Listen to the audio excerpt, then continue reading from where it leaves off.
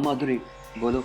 मैं कब से तुम्हारा इंतजार कर रही हूँ। माधुरी मैं अभी क्लब में ही हूँ, मुझे स्विमिंग करने का मन कर रहा है, घर आने में देरी हो जाएगी।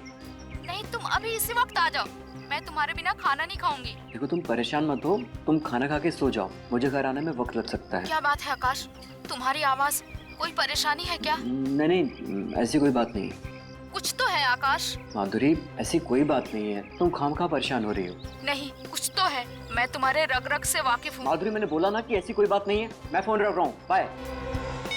अब इसको कैसे बताऊं?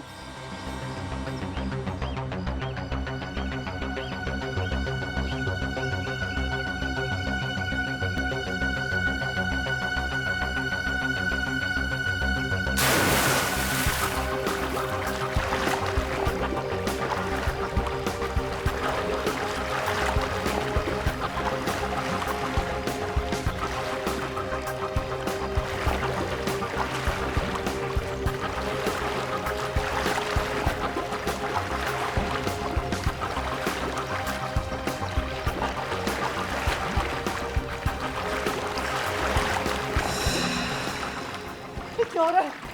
मेरे हाथ पे काम क्यों नहीं कर रहे? कोई है? बताओ मुझे, कोई है? बताओ मुझे।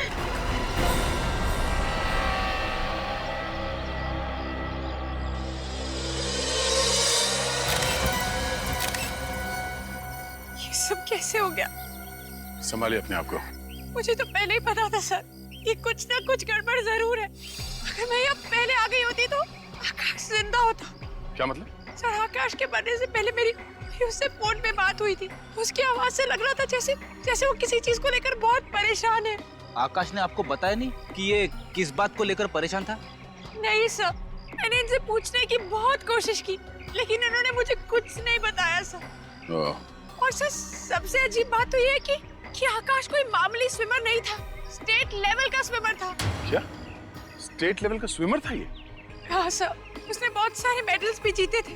सर, इसीलिए उनके आसपास कोई गार्ड नहीं था। तो सर फिर इस आकाश की मौत हुई कैसे? मैं भी वही सोच रहा हूँ। ये आकाश स्टेट लेवल का एक्सपर्ट स्विमर था, तो पानी में डूब के कैसे मर गया? पहले ये पता करना होगा कि इसकी परेशानी की वजह क्या थी।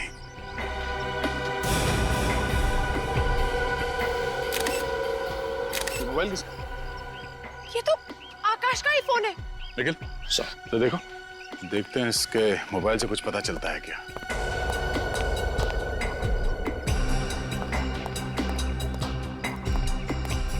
अरे आज एक एमएमएस आया। एमएमएस? सर, किसका है? किसी अननोन नंबर से एमएमएस आया है, देखते हैं।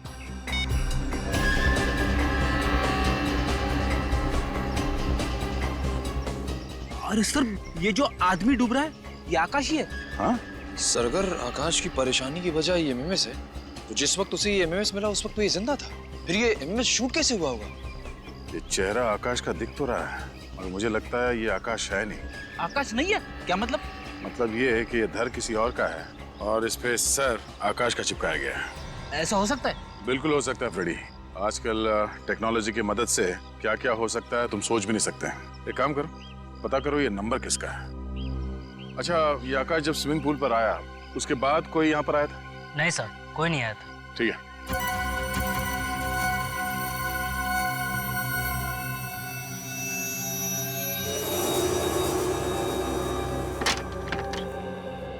जी तारिका जी, क्या बताना चाहती हैं आप अशोक के खून के बारे में? भाई साहब, ये तारिका जी नहीं, मैं बताऊंगा। सर, मैं तारिका जी से बात कर रहा हूँ, आप बीच में घुसे चले आ रहे हैं। मैं बीच में इसलिए घुसा चला आ रहा हूँ क्योंकि रिपोर्ट मेरे पास है, इसलिए मैं बताऊंगा। अच्छा, रिपोर्ट आपके पास है? जी, अब बताइए, आपको रिपोर्ट से मतलब है या तारिका जी से मतलब है? मतलब तो तारिका जी से ही है, रिपोर्ट आप बता दीजिए। ठीक है, तारिका जी से पूछ। अरे सर, एक मिनट, आप तो गुस्सा हो गए सर। प्लीज रिपोर्ट बता दीजिए, एसीपी साहब इंतजार कर रहे हैं। इस आकाश के खून में एलएसडी मिला है। सर, वही एलएसडी जो एक ड्रग है। आश्रय, लाइसर्जिक एसिड डाइथाइलामाइड, एक बहुत ही खतरनाक किस्म का ड्रग है जिसे लेने से इंसान एक अलग ही काल्पनिक दुनिया में पहुंच जाता है। हैलुसिनेशंस होने लगते हैं उससे। न सिर्फ हैलुसिनेशन होता है बल्कि उसका ब्लड प्रेशर भी बढ़ जाता है, उसका दिमाग सुन्न हो जाता है, वो रोजमर्रा की डेली रूटीन की चीजें भी ढंग से नहीं कर पाता है। उसे दरअसल समझ में नहीं आता है कि उसके आसपास हो क्या रहा है। मतलब ये ड्रग लेने के बाद अगर कोई स्विमिंग करने जाए, फिर चाहे वो कितना ही अच्छा स्विमर क्यों ना हो, डूब के मर जाएगा। एग्जैक्टली अभिजीत, इसीलिए ये आदमी डूब करके मर गया। इसके खून में हमें बहुत ज्यादा मात्रा में LSD मिला है। कमाल है, इतनी ज्यादा मात्रा में LSD लेने के बाद ये आकाश तैरने गया ही क्यों?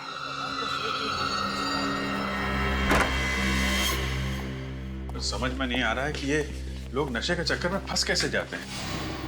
2 पल के नशे के चक्कर में आकाश ने अपनी जिंदगी गंवा दी और अपने परिवार वालों का भविष्य अंधेरे में धकेल दिया। सर फिर भी अभिजीत, मुझे लगता है कि आकाश ने वो ड्रग नहीं लिया था, उसे ड्रग दिया गया था। ड्रग दिया गया था ताकि जब वो स्विमिंग करने जाए तो डूबकर मर जाएगा। सर ये काम जरूर उसी का होगा जिसने आकाश के मोबाइल पे वो वीडियो भेजा था। विनीत, क्या पता चला MMS के बारे में? सर निखिल गया मोबाइल कंपनी पता करने के लिए। अभिजीत, मुझे तो लगता है जिसने भी आकाश को ये MMS भेजा ना, वो ना सिर्फ उसे डराना चाहता था, बल्कि ये बताना चाहता था कि आकाश देख, मैं तेरे साथ ये करूंगा। और फिर वैसे ही किया, उसे डुबो के मार दिया। हाँ निखिल, उस नंबर का पता चल गया? किसका नंबर है वो? ओके सर, उस नंबर का पता चल गया जिससे आकाश को वो MMS भेजा गया था। किसका नंबर है वो? सर कोई स्मिता कुमार है, वो एनडी नगर में रहती है। एनडी नगर? अभिजीत, तुम आकाश के घर जाओ और पता लगाओ कि किसने आकाश को ड्रग्स दिया और कैसे दिया। Okay sir. और मैं और विनीत हम स्मिता कुमार के घर जाते हैं। स्मिता कुमार।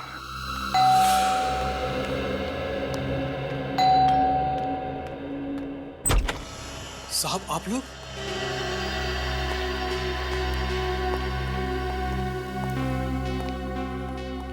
माधुरी जी, आपने हमें बताया क्यों नहीं? आपके हस्बैंड ड्रग्स लेते थे, LSD?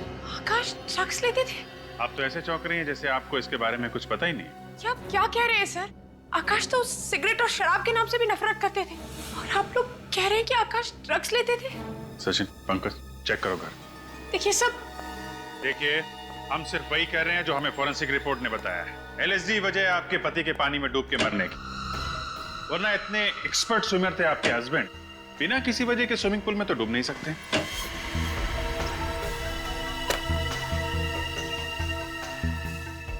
देखिए सर, आकाश और मैं 8 साल से एक साथ रह रहे थे। अगर आकाश को ड्रग्स लेने की आदत होती तो कभी ना कभी तो मुझे इस बारे में जरूर पता चलता। और मान लीजिए सर कि आकाश ड्रग्स लेता भी था, तो वो ड्रग्स लेकर स्विमिंग करने क्यों जाता?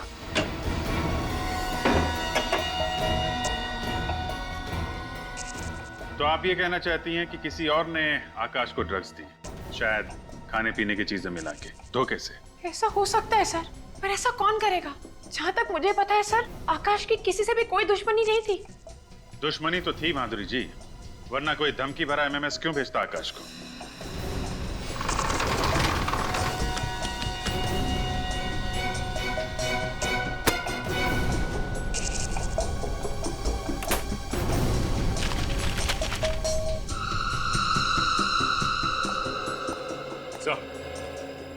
हाँ सच, ये देखिए सर, ये बाथरूम में कलोन की बोतल मिली है जिसमें कैप्सूल छुपा के रखे गए।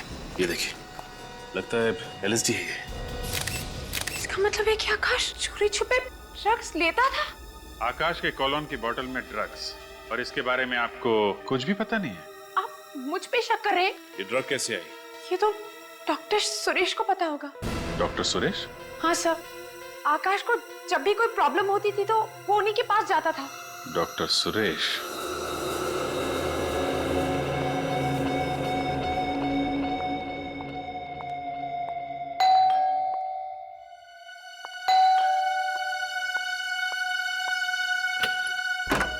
जी कहिए। अरे देखिए, अगर आप इंश्योरेंस से आए तो मैं आपको बता दूं कि मैंने इंश्योरेंस करवा लिया है। आपने तो अपनी जान का इंश्योरेंस बनवा लिया। उन लोगों का क्या जिनकी जानें ली थी, उनके इंश्योरेंस का क्या? ये क्या बकवास कर रहे हैं आप? बकवास नहीं कर रहे हैं, पूछताछ कर रहे हैं। हम लोग CID से। CID?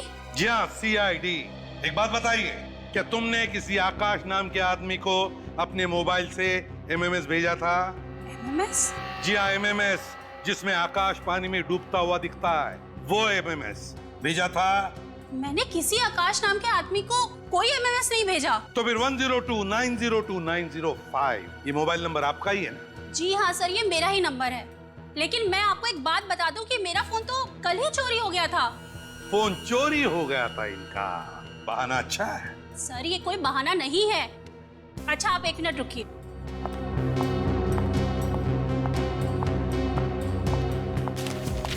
ये देखिए सर, मैंने अपने फोन के चोरी होने की रिपोर्ट भी लिखवाई थी। कहाँ चोरी हुआ था आपका मोबाइल?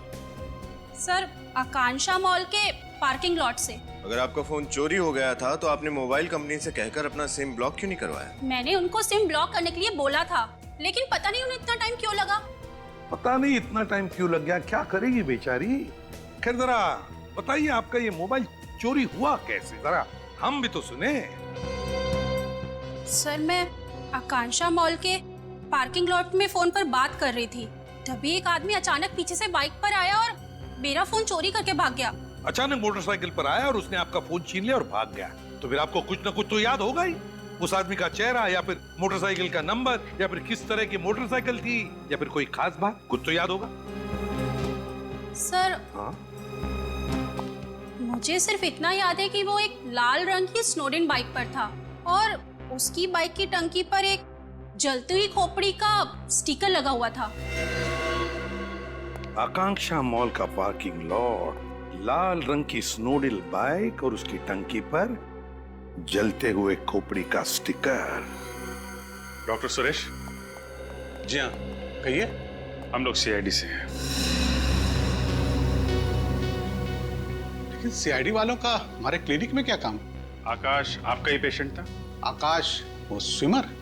जी हाँ, वो स्विमर, उसकी मौत हो गई। आकाश की मौत हो गई? मगर कैसे? पानी में डूबने से। अगर आकाश तो बहुत अच्छा स्विमर था और उसको बहुत सारे स्विमिंग के मेडल मिले हुए थे, भला उसकी पानी में डूबने से कैसे मौत हो सकती है? वो इसलिए कि जब वो पानी में डूब रहा था तो एलएसडी नशे की चपेट में था। आकाश और नशा? मुझे तो यकीन ही नहीं हो रहा।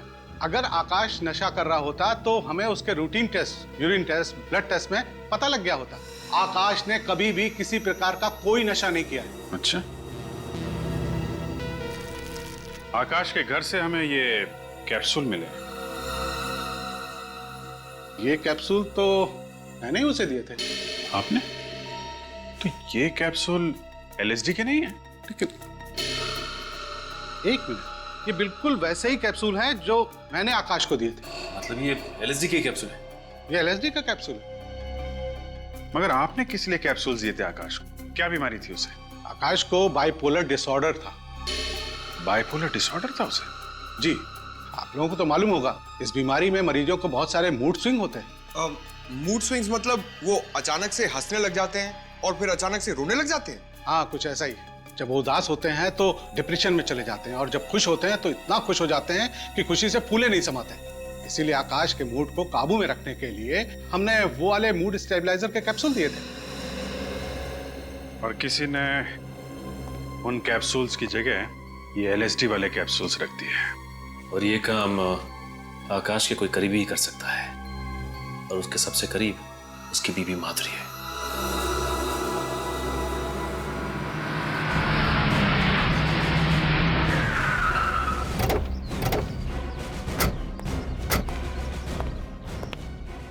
हमें एक बाइक के बारे में पूछताछ करनी है।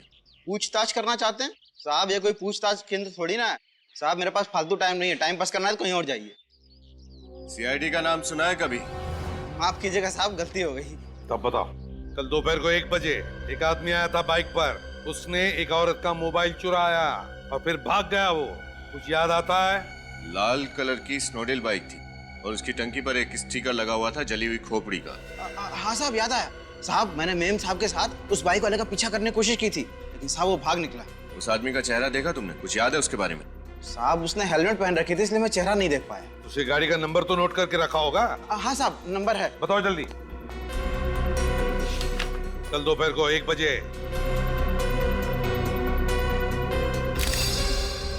साहब ये रहा, ये ATZ BT 0197। ATZ BT 0197। RTO को फोन करो, उनसे कहो यहाँ पर भी एक बाइक दिखे या मिले तो तुरंत हमें इन्फॉर्म करने के लिए। सर आप पहले भी तो घर की तलाशी ले चुके हैं, दोबारा क्यों लेनी है तलाशी? माधुरी जी, आपको मालूम था कि आकाश को बाइपोलर डिसऑर्डर की बीमारी थी? आकाश को बाइपोलर डिसऑर्डर था? जी हाँ, डॉक्टर सुरेश ने हमें सब कुछ बता दिया है। मगर सर, अगर आकाश को बाइपोलर डिसऑर्डर था तो उसने मुझे बताया क्यों नहीं, छुपाया क्यों मुझसे? पीछे ही चिपका रहेगा क्या? जरा वहां जा। ताज्जुब तो हमें भी हो रहा है कि आपको ये बात पता कैसे नहीं है। कोई पति अपनी पत्नी को इतनी बड़ी बीमारी की बात क्यों नहीं बताएगा? ऐसा कैसे हो सकता है कि आपको इस बीमारी के बारे में कुछ भी नहीं मालूम? सब मेरी तो कुछ भी समझ में नहीं आ रहा है। सब आप लोगों को अभी भी ऐसा लग रहा है कि ये सब कुछ मैंने किया है? सब एक काम कर, बाहर जा, मिले चाय बना के ला और साथ में बिस्किट लेके आ, भूख लग रही है मेरे को। देखिए माधुरी जी, आकाश अपनी कॉलोन की बोतल में बाइपोलर डिसऑर्डर की दवाई रखता था। वो दवाई किसी ने बदल के उसमें LSD के कैप्सूल रख दिए, जिससे उसकी मौत हो गई। और दवाई बदलने का काम कोई पास वाला आदमी कर सकता है। क्या कह रहे हैं सर? मैं ठीक कह रहा हूँ। आजा, घुस जा इसमें, घुस जा इसके अंदर, पीछे।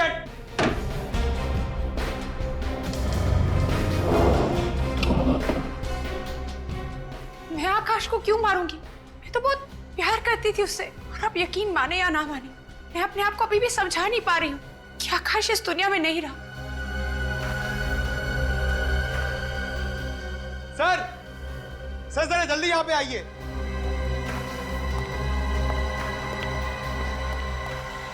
हाँ पंकज। सर ये देखिए, इस घड़ी के ऊपर एक कैमरा छुपा के रखा हुआ है।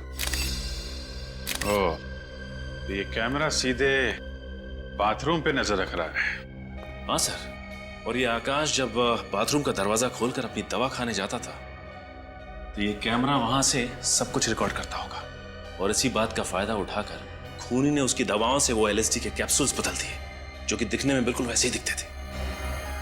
माधुरी जी, अब आप कहेंगे कि आपको इस कैमरे के बारे में भी कुछ नहीं मालूम? प्लीज मेरी बात का यकीन कीजिए, मुझे नहीं पता सर कि ये कैमरा यहाँ पर कैसे आया।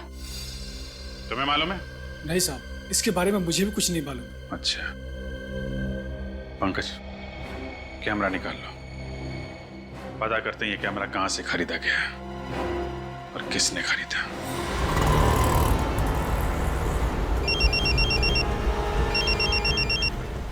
हेलो निशान, बाइक मिल गई? कहाँ पर? त्रिपोलिया बाजार। ठीक है, हम अभी आते हैं। अच्छा, लेकिन हम तुम्हें पहचानेंगे कैसे?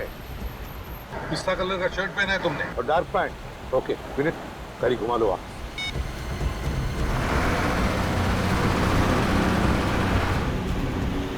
त्रिपोलिया बाजार यहीं कहीं आसपास ही होना चाहिए।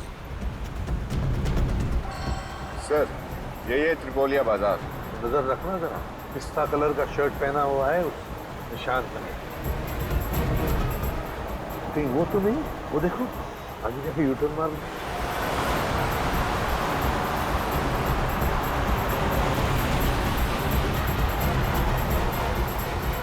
निशान, आरटीओ ऑफिसर निशान, कहाँ पर है बाइक? सर वो रही लाल बाइक, और सोसाइटी वालों ने बताया कि आधा घंटा पहले कोई पार करके गया इसे।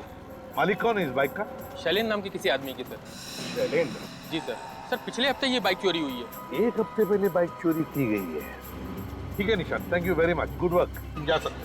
Thank you. विनीत बड़ा चालाक है ये।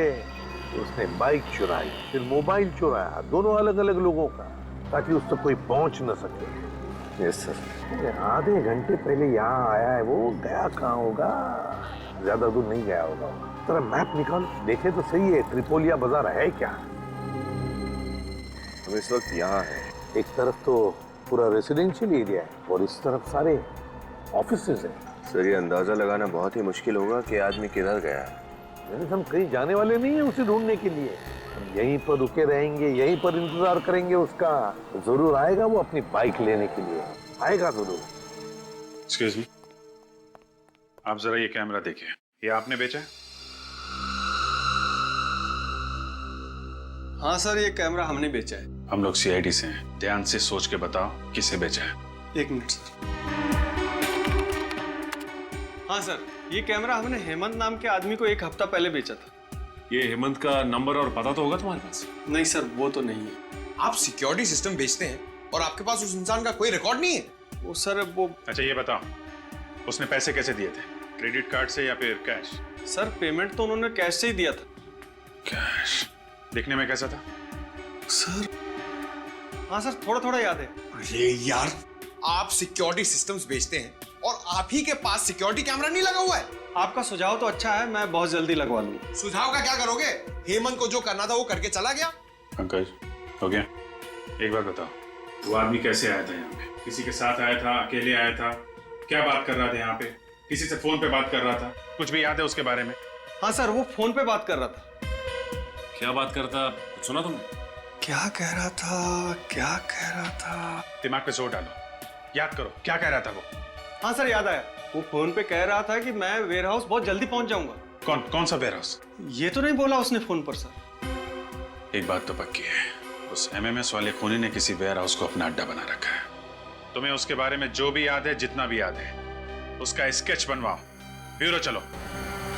सर अगर ये बाइक लेने वापस ही नहीं आया तो? चोरी की बाइक है, हो सकता है छोड़ के भाग गया हो। आएगा वो विनीत, जरूर आएगा बाइक लेने के लिए। हाँ अभिजीत, मतलब पता चल गया कैमरा कहाँ से खरीदा था?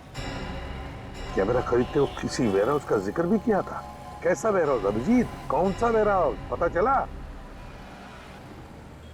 बिल्कुल, हम पता लगा लेंगे वेयर हाउस का। Good work Vineet. जरा मैप देखो, त्रिपोलिया बाजार का देखो, आसपास कोई वेयर हाउस है क्या? ये देखिए सर, इस बाजार के इस तरफ 4 वेयर हाउस है सर। तो हो सकता है ये खूनी इन चारों में से किसी एक वेयर हाउस में छुप कर बैठा होगा। वेयर हाउस चलते हैं। सर लेकिन अगर हमारे जाने के बाद ये बाइक लेने वापस आया तो? ये बाइक वाला भाग कर जाएगा कहाँ? चलो पहले वेयर हाउस चलते हैं, खूनी को देखते हैं।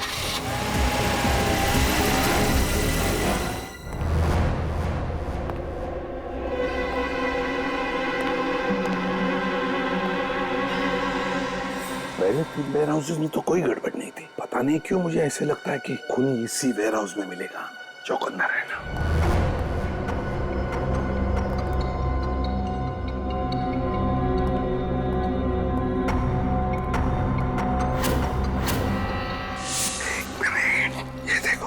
पैरों के निशान। सर ये निशान देखकर तो लग रहा है निशान ताजे हैं। हाँ। कोई अभी जल्दी में यहाँ से आ गया है। लगता है खूनी अभी भी यहीं पर है।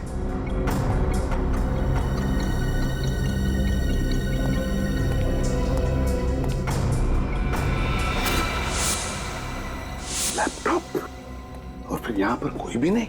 ये भाग तो नहीं गया। लैपटॉप खोलो और देखो, देखो क्या है लैपटॉप पर।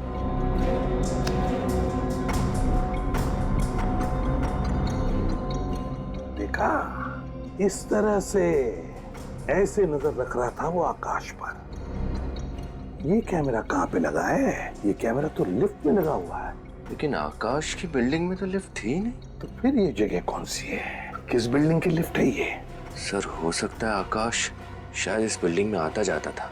या तो ऐसा भी हो सकता है कि आकाश के अलावा वो किसी और पर भी नजर रख रहा था और शायद उसका खून करना चाहता है, और वो जो भी है इस बिल्डिंग में रहता है। कौन सी जगह हो सकती है? ये देखो विनीत, लिफ्ट खुल गई। देखो लिफ्ट के सामने बोर्ड लगा हुआ है, आनंद मोहन हाउसिंग सोसाइटी। इसका मतलब ये आदमी आनंद मोहन सोसाइटी में रहता है। आनंद मोहन सोसाइटी।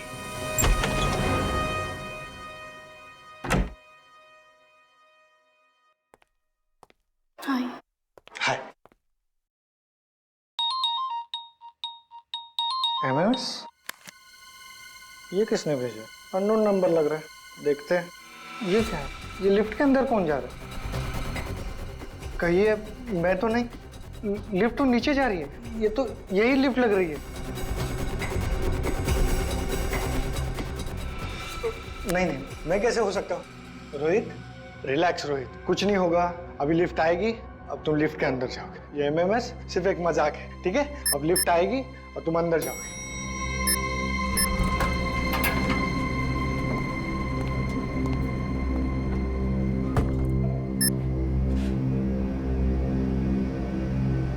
मैं तो खामखा डर रहा था, कुछ नहीं हुआ।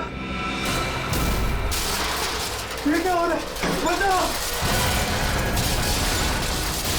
ये तो वैसे हो रहा है जैसे कुछ एमएमएस को दिखा था। बचाओ! कोई है? कोई है? लिफ्ट चला! बचाओ! कोई है? लिफ्ट चला!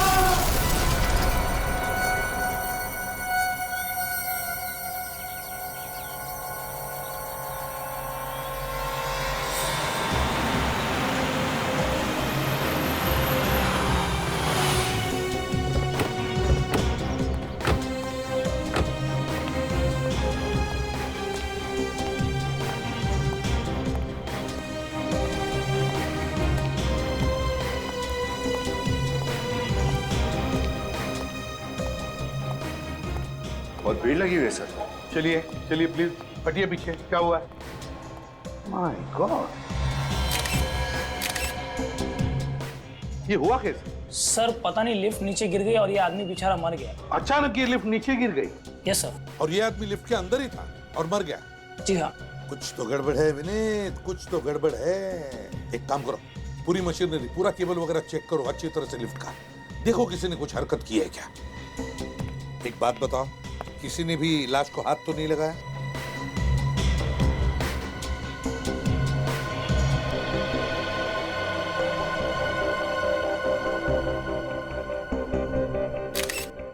तो रोहित कुमार,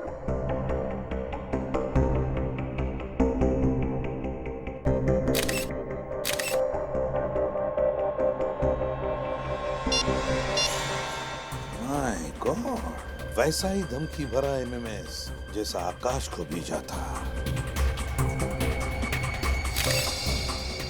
क्या मेरा ये रोहित कुमार इसी बिल्डिंग में रहते हैं? सर 1203 12वें महले पे। इसी बिल्डिंग में? जी साहब। अच्छा एक बात बताओ, तुमने किसी अनजान आदमी को यहाँ पर आते जाते देखा?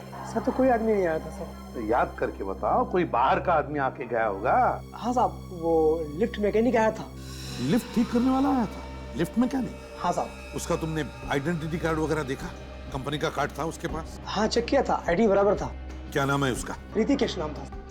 उसने कोई नंबर वगैरह दिया अपनी कंपनी का या उसका खुद का? हाँ सर, मोबाइल नंबर लिया है मैंने। क्या नंबर है बताओ।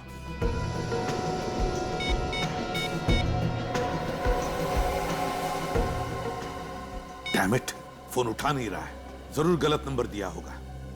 सर। हाँ सर, ये लिफ्ट अपने आप नीचे नहीं गिरी, इसके साथ छेड़खानी हुई है। यही शक था मुझे। लिफ्ट मैकेनिक बनकर आया था।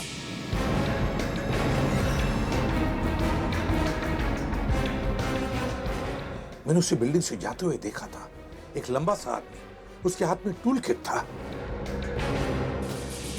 उसने सारा किया, ये सब उसी ने किया है, ये देखो। और उसने वो धमकी भरा एमएमएस भी भेजा रोहित को, जैसे उसने आकाश को भेजा था। और फिर जो टेलीफोन नंबर दिया, जो सेल फोन नंबर, वो भी जानबूझकर गलत नंबर दिया है। एक बात बताओ, तुमने इस लिफ्ट मैकेनिक को अच्छी तरह से देखा था ना? जी साहब। उसका चेहरा तुम्हें अच्छी तरह से याद है? अच्छी तरह से? हाँ साहब। तो क्या तुम उसका चेहरा बनाने में, उसका स्केच बनाने में हमारी मदद करोगे? हाँ साहब। गुड।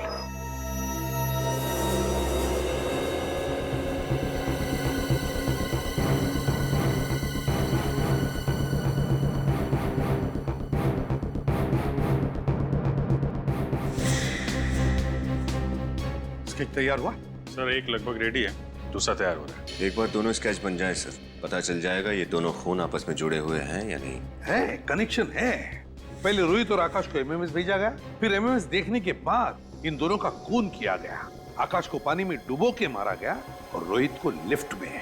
दोनों के खून में कोई ना कोई संबंध जरूर है। रोहित और आकाश के बारे में पता लगाना चाहिए। सर श्रेया लगी हुई है, बस डिटेल्स लेके आने वाली है। सर। हाँ। दोनों स्केच तैयार हो गए सर। ये स्केच इन्होंने बनवाया और ये स्केच इन्होंने बनवाया। अभिजीत, क्या लगता है तुम्हें इन स्केचेस को देखकर?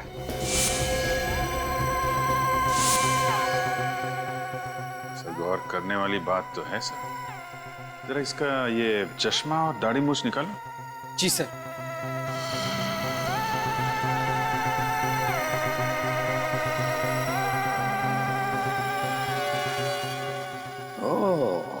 तो ये बात है, ये दो अलग अलग आदमी नहीं बल्कि एक ही आदमी है, और इसी आदमी ने वो दो खून किए हैं। विनीत, हमारे क्रिमिनल रिकॉर्ड्स में देखो, देखो कुछ पता चलता है क्या इस आदमी के बारे में। आप लोग भी जा सकते हैं। Thank you very much. जी सर। सर। हाँ। सर, आकाश और रोहित के बीच क्या कनेक्शन है उसके बारे में पता चल गया। अच्छा, क्या? सर, आकाश एमवी के कॉलेज में पढ़ता था और रोहित स्टेनी कॉलेज का स्टूडेंट था। आकाश एमवी के कॉलेज में पढ़ता था और रोहित स्टेनी कॉलेज में? Yes sir. सर 2005 में इन दोनों कॉलेजेस ने अपने थर्ड ईयर स्टूडेंट्स को शिमला भेजा था एक समर कैंप के लिए। आकाश और रोहित दोनों इस समर कैंप में गए थे। Shimla summer camp 2005? ये चक्कर है सर, इस मौत की कहानी का पहला पन्ना समर कैंप में लिखा गया था, शिमला में। और क्या पता चला श्रेया इस समर कैंप के बारे में?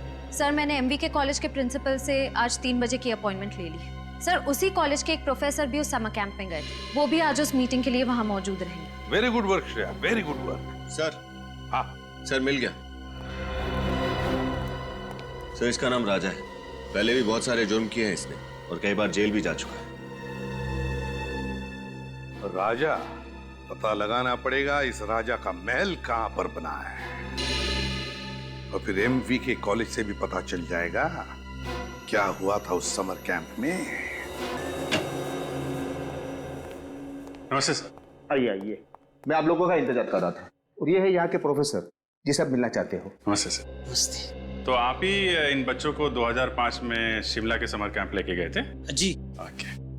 प्रोफेसर साहब जरा ये फोटो देखिए, इन दोनों को पहचानते हैं आप? हाँ, इसे मैं अच्छी तरह से पहचानता हूँ। ये आकाश है और ये शायद रोहित।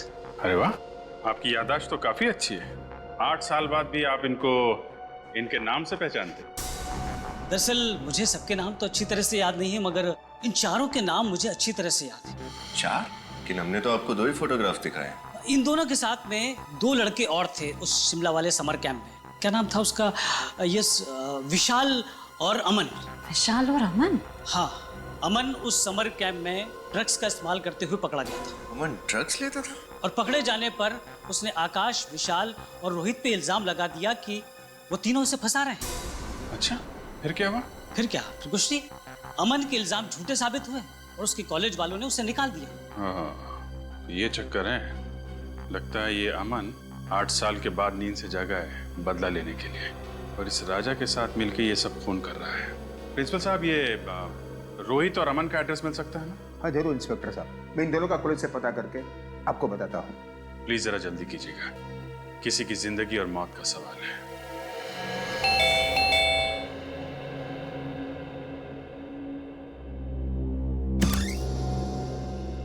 जी कहिए, किससे मिलना है आपको? अमन है घर पे? आप अमन से मिलने आए हैं? जी हाँ, हम अमन के दोस्त हैं। आप झूठ बोल रहे हैं। पिछले 8 साल से अमन का कोई दोस्त नहीं है। क्या मतलब? आइए आइए मेरे साथ, इधर आइए।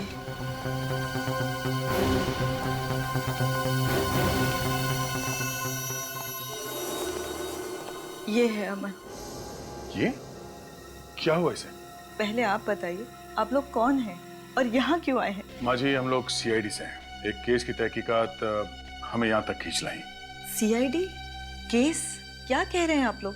मेरी तो कुछ समझ में नहीं आ रहा। और इन सब चीजों का अमन से क्या लेना देना? 8 साल पहले अमन जिस समर कैंप में शिमला गया था, उसी समर कैंप में आकाश और रोहित नाम के 2 स्टूडेंट्स थे। उन दोनों का खून हो गया। और आपको लगता है कि एक सारे खून अमन कर रहा है? ये तो कुछ बोल भी नहीं सकता, चलकर एक कमरे से दूसरे कमरे में नहीं जा सकता। मेरे कान तरस गए हैं इसके मुंह से माँ शब्द सुनने के लिए। और आपको लगता है मेरा बेटा खूनी है? माँ जी, हम आपकी तकलीफ समझते हैं, मगर क्या आप ये बता सकती है कि इसकी ये हालत हुई कैसे? जिस समर कैंप की आप बात कर रहे हैं, वही समर कैंप मेरे बेटे के लिए अभिशाप बन गया। ड्रग्स का झूठा इल्जाम लगाकर इसे कॉलेज से निकाल दिया गया।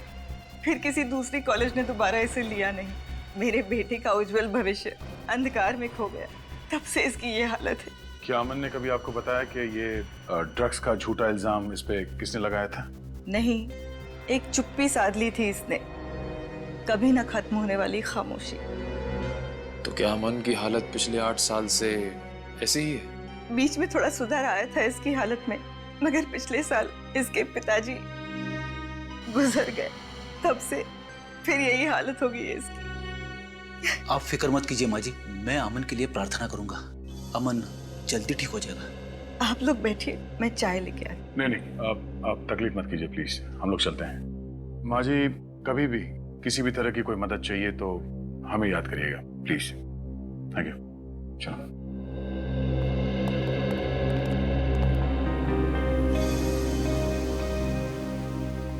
सर, अमन इस हालत में है ही नहीं कि वो किसी का खून कर सके। इसका मतलब कोई ऐसा इंसान है जो अमन की इस हालत का बदला लेना चाहता है। हाँ फ्रेडी, जरूर आकाश, रोहित और विशाल ने अमन को फंसाया होगा। इस खूनी का अगला शिकार विशाल ही होगा। पंकज, बिल बजाओ। बजाओ।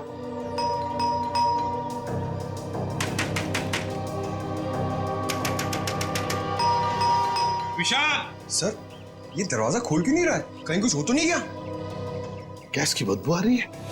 मास्क पहन लो, मास्क पहन लो। विनीत। Yes sir. मस्जिद से दरवाजा खोलो। पंकज, पंकज देखो गैस कहां से आ रही। बंद करो।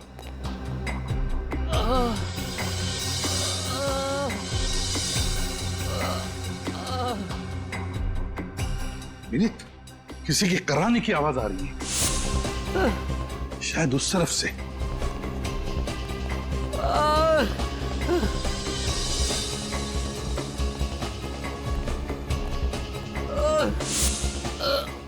My God.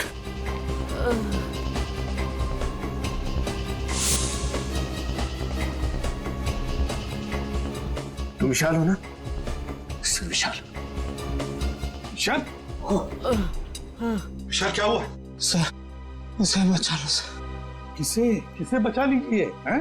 मेरी मंगेतर प्रिया को। क्या हुआ प्रिया को? कहाँ है वो? राजा क्या उसे अपने साथ ले गया? राजा प्रिया को अपने साथ ले गया? हाँ? कुछ पता है कहाँ गया? सर। पंकज, तुम इसे हॉस्पिटल ले जाओ, हालत बहुत खराब है। विनीत, श्रेया को फोन करो, बुला लो उसे। हमें प्रिया को बचाना चाहिए, जल्दी। पंकज, हम लोग जाते हैं।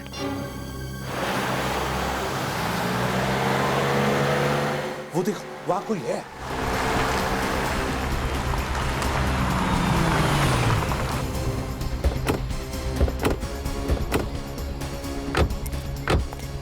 सर, कहीं ये प्रिया तो नहीं?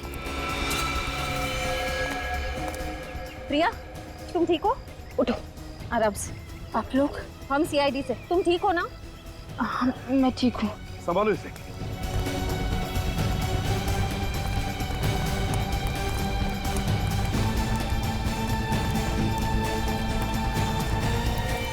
देखो देखो, ये जिंदा है क्या? सर, ये तो राजा है। राजा? ये तो मर चुका है सर। समझ में नहीं आता। गाड़ी यहाँ पर क्रैश हुई है, राजा यहाँ मरा पड़ा है, वो प्रिया वहां पर है। ये सब हुआ कैसे होगा? पता नहीं क्यों मुझे लगता है सारा सच सामने नहीं आ रहा है। कुछ तो गड़बड़ है। गाड़ी को चेक करते हैं अच्छी तरह। देखो जरा। उठ सकोगी? हाँ, संभल के देखो कुछ गाड़ी में प्रॉब्लम है क्या, अच्छी तरह से देखो। रुको, मैं पानी लेकर आती हूँ। हाँ?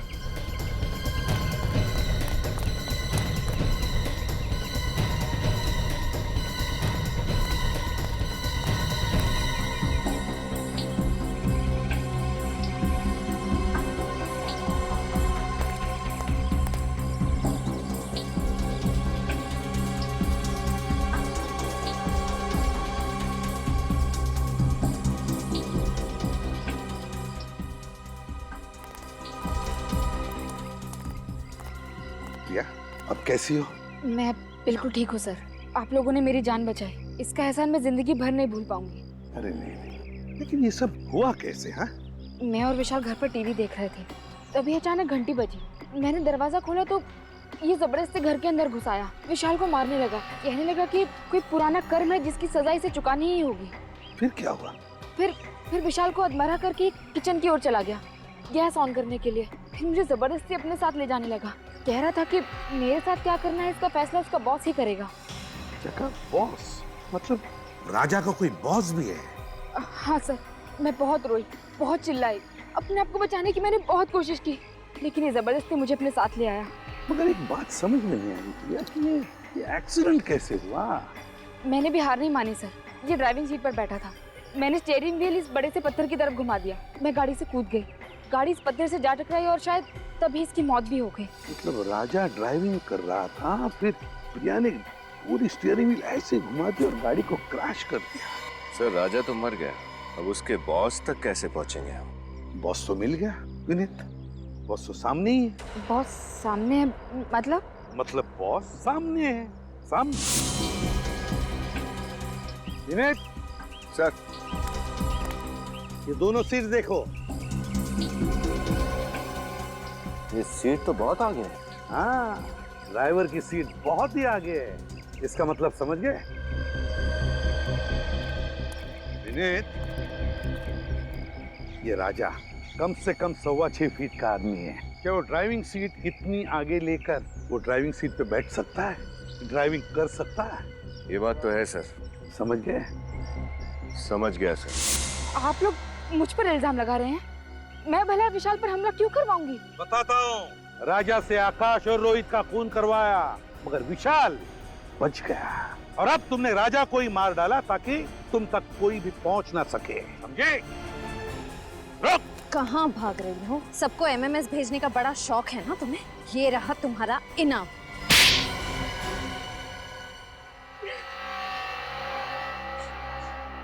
हाँ, मैंने ही आकाश, रोहित और राजा को मार डाला। विशाल को भी मार डालते अगर आप लोग उसे बचा न लेते तो। बहुत अफसोस हो रहा होगा, है ना, कि चौथा खून कर नहीं पाई। क्यों? विशाल को मार डालती तो मेरा बदला पूरा हो जाता। कैसा बदला? अमन का बदला। बहुत प्यार करती थी मैं अमन से। कितने सुहाने सपने देखे थे हमने हमारे भविष्य को लेकर, लेकिन उन तीनों ने अमन की क्या हालत कर दी।